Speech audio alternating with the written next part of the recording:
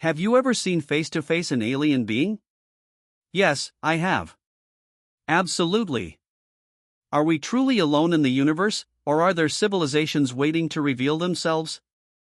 Thanks in large part to ufology and Dr. Stephen Greer, who has been sponsoring symposiums on the subject, we are beginning to uncover the truth. You may have heard a lot about UFOs lately. Dr. Greer is carefully dissecting a network of lies put in place by governments and mysterious organizations that have been keeping the public in the dark for decades. Evidence has been buried, witnesses silenced, and a carefully constructed storyline designed to keep things under control has been maintained. However, the mask is now being removed. The truth that Dr. Greer is exposing about the conspiracy between superpowers and extraterrestrial advanced civilizations is more incredible and terrifying than anything we have ever imagined. This goes beyond simple conspiracy theories. This is the moment when everything changes. Join us as we explore how Dr. Stephen Greer finally exposed everything about UFOs and why it should concern all of us. The topic of UFOs, also known as UAPs, unidentified aerial phenomena, has recently moved from the realm of conspiracy theories to the halls of Congress. Dr. Stephen Greer, one of the world's leading authorities on the subject of UFOs and UAPs, held a 3-hour press conference calling for Congress to investigate what he described as black-budget military operations dealing with UFOs, operations that most of the American government is unaware of. Senate Majority Leader Chuck Schumer promptly thereafter launched a bill to compel the Pentagon to provide whatever data it has collected regarding UFOs. During that week, 3 informants testified before Congress, lending credence to allegations that the federal government had covered up information regarding UFO and UAP vehicles, planes, and pilots. Greer claims that for decades, a secret group of government officials and military personnel have been conducting illicit operations to collect and reverse engineer strange aircraft, all while Congress and the White House were in the dark. Over the course of decades, Greer gathered evidence of what he dubbed an unlawful secret government and revealed the stories of more than 700 high-level government and corporate whistleblowers who were willing to testify about the extraterrestrial subject. The red pinpoints on the United States and international maps he gave were supposed to be bases for these illicit operations. Greer demanded that the government hold hearings and issue subpoenas to investigate the UFO issue. At a news conference that took place in June at the National Press Club in Washington, D.C., 3 former military members, all of whom previously spoke publicly about their first-hand knowledge of reported encounters with otherworldly flying objects, supported Greer's June call for Congress's attention on the topic. At a hearing held on July 26, the 3 whistleblowers informed the House Oversight Committee's National Security Subcommittee of their knowledge regarding the federal government's handling of pilot claims of UFO sightings. The 3 whistleblowers spent almost 2 hours testifying at the session. Following his interview with NewsNation, David Grush's testimony was the most highly anticipated of the 3. Grush told NewsNation that as an official with the Defense Department's National Reconnaissance Office looking into UAPs, he became aware of a secret crash retrieval program to which he was denied access. These are retrieving non-human origin technical vehicles, call it spacecraft if you will, non-human exotic origin vehicles that have either landed or crashed, Grush said. Although Grush claims to have been shown sensitive materials, he has not made them public. Despite his background as a decorated warrior and former intelligence officer, he failed to present any concrete evidence to support his assertions. However, according to him, the Pentagon has up to a dozen alien spacecraft complete with the bodies of pilots. One well-known astronomer characterized Grush's first reaction upon hearing the interview as frustration. David Kipping, an astrophysicist at Columbia University who focuses on the hunt for life on worlds near other stars, stated it's so exciting but it's another example of personal testimony and nothing beyond that. The curiosity of Congress is well-founded, according to Kipping. Years of secret Pentagon footage and witness descriptions of what seemed to be planes acting in strange and maybe extraterrestrial ways formed the basis of Grush's accusations. For decades, these have piqued the interest of top lawmakers and military officials. In 2017, the New York Times published proof of a clandestine Pentagon program that began in response to requests from former Senate Majority Leader Harry Reid, Democrat Nevada. And in 2020, the Pentagon itself published 3 blurry videos of UAPs. These are part of a larger investigation within the military, which included an unclassified 2021 report from the Office of the Director of National Intelligence. Government authorities from the Office of the Director of National Intelligence stated in that study that UAPs seem to display anomalous flight characteristics in a handful of occurrences.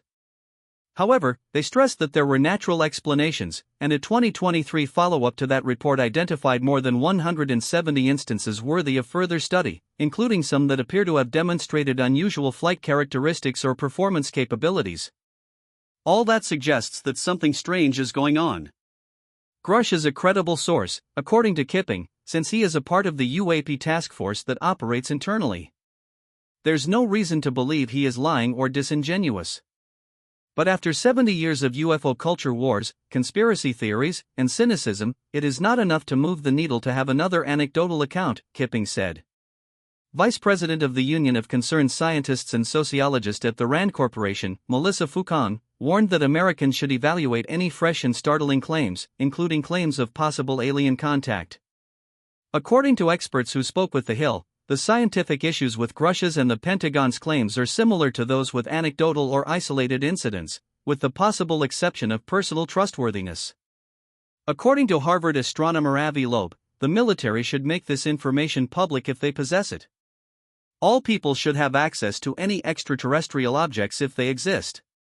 An argument based on let's have an advantage compared to other nations or any other national security concern would work, but this is totally out of place. However, Loeb did acknowledge the possibility that Grush could be mistaken. It's plausible that Grush was deceived or intentionally misled, potentially to conceal clandestine weapons programs that involve human elements.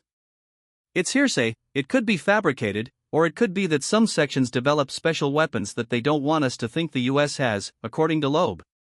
The broader problem with all eyewitness UAP accounts, even those from the military, is that we have no idea what the false alarm rate is, said Kipping. Humans are prone to erroneous identification to varying degrees, and when faced with inexplicable events, humans have a tendency to classify them according to culturally familiar norms. According to Kipping, this is why UFO sightings are a largely American phenomenon. In the UK, where he comes from, people are more likely to think the anomaly they saw was a ghost. According to Kipping, pilots will still occasionally witness strange occurrences, some of which they will report and others, probably fewer, which will stay unexplained. Even in a world devoid of extraterrestrial visitors, we can't assess the significance of the Pentagon's leaked tapes unless we know the frequency of pilots' reports of anomalous phenomena and the percentage of cases when these reports prove to be truly unexplained. If sightings of anomalies that ultimately prove to have other explanations happen once a century, UAPs are really interesting because the recent sightings are way above baseline. The 2021 Pentagon report similarly complains that data from fighter jet cameras and spooked pilots raises questions it cannot provide answers for. Both public and commercial sectors are arguing over how to compile such records after coming to the conclusion that without one, it is impossible to determine how unusual the results are. NASA, according to the Spergel Group, should put its money into collecting UAP data that is well calibrated, verifiable, and testable if it wants to understand the claims.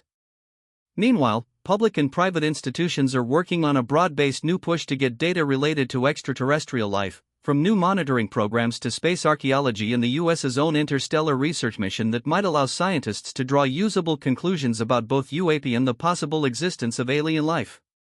According to Kipping, there is at least one level of plausibility to Grush's allegations that the government has spacecraft that are sufficiently intact for federal agencies to have removed technology and the corpses of pilots from them.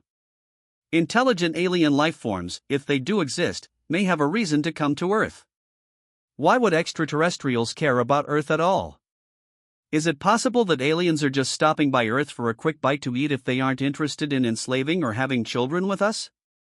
Some of the most basic characteristics of life's molecules are at the heart of the debate about whether or not extraterrestrial biochemistry could digest humans as food. Proteins, DNA, and RNA are polymers of amino acids, bases, and sugars, respectively. However, our hypothetical alien visitors could have a good incentive to visit Earth for mining purposes. Earth and asteroids share a lot of the same solid composition, but our globe is far from being a static object. Rather, it's a dynamic, active system. Specifically, the Earth's crust is constantly shifting and breaking apart as its thin layers slide across the hot, gooey mantle, pressing against one another, crushing, tearing away to form new crust, or subducting beneath one another. This is the churning process of plate tectonics. There are likely billions of rocky planets in our galaxy, according to current estimates, and scientists have discovered around 4,500 extrasolar planets, planets that circle other stars. However, here's an idea that is at the cutting edge of modern astrobiology and planetary research. Planets with plate tectonics are extremely rare, even if terrestrial planets in general are numerous. The stabilization of Earth's climate over billions of years, which enables complex life like ours to form, and the concentration of specific metals into rich ores are both believed to be crucial functions of plate tectonics. Plate tectonics is probably only experienced by a tiny fraction of the terrestrial planets. For example, neither Venus nor Mars undergo this process. Maybe extraterrestrials would visit Earth because of our unique plate tectonics and the concentration of certain metals. For them, the fact that our tectonics had also allowed a diverse biosphere to form would be a minor nuisance. Alien civilizations could settle on any number of stony planets in the cosmos, yet in order to maintain complex life, a terrestrial planet may require more than just a habitable zone location. Complex life on Earth necessitates considerably more stringent environmental conditions than the hardy microbial cell communities that thrive on inorganic energy deep below the surface. It is believed that many Earth characteristics, not only our warm oceans, play an essential role in sustaining a stable surface environment over long periods of geological time. A huge moon keeps the planet's spin axis from wobbling too much. Plate tectonics function to regulate the climate, and the global magnetic field deflects the solar wind and keeps the atmosphere from being swept away into space.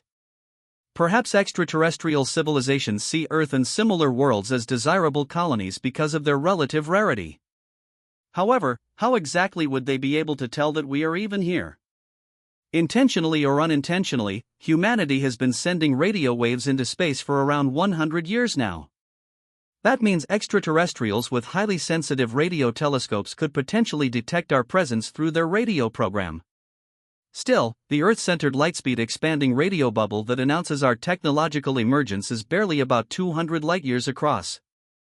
Even if other sentient life forms exist in the galaxy, they would most likely remain unaware of our recent arrival because that area makes up a negligible fraction of the galaxy, a disk 100,000 light-years in diameter, to be exact. The Earth has been obviously alive for hundreds of millions of years, even though humans have only been noticeably civilized for a 100. This brings us to one of the most talked about issues in astrobiology right now, the rapid production of oxygen as a byproduct of photosynthesis by living organisms on Earth, particularly plants and cyanobacteria, has led to its accumulation in the atmosphere, from a few percent at the beginning of recorded history to 1/5 of the air we breathe today.